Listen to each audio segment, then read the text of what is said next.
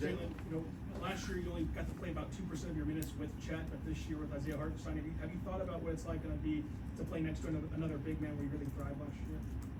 I haven't really thought about it. Yet. I've kind of just been working out and getting better. We played a little bit of pickup. Of course, I play with Chet in pickup, and then we played some last year. And, I mean, Chet just makes the game easy for everybody, but I haven't really thought about it that much. We see guys play pickup.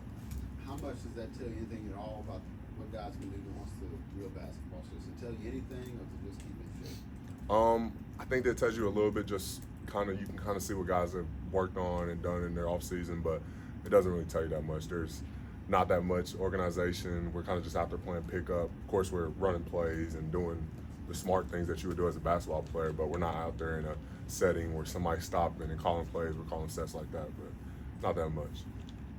Jaylin, at the end of last season, Sam Presti really praised your ability to get better as an athlete. What was the work that you put in to do that in the NBA? A lot of work. You gotta eat right, you gotta work out right, you gotta sleep right, you gotta think right, whatever it is, you gotta do a lot. And this offseason I really took another step in that area.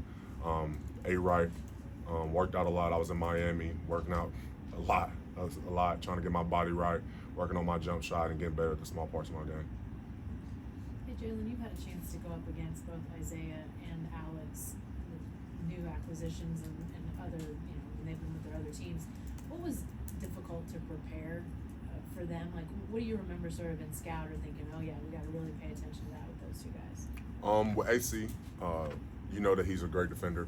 It's one of those guys that you want to make sure, as a big, you want to screen him. You want to get him off of Shea or Dub or whoever he's guarding. You want to create an advantage for our guys and get him off the ball. And then with Hart, that's one of those guys that they're a tough, big inside guy, hard to box out. He's a ball mover. He sets screens. You got to play up on his screens. They're both great players, great guys, and I'm happy they're on our side now. JWill, over the course of the summer, you mentioned just improving your shot. What sort of goes into that? And I also want to ask, with open runs, is it frowned upon to take charges in pickup runs? With working on my shot, it's just a lot of reps.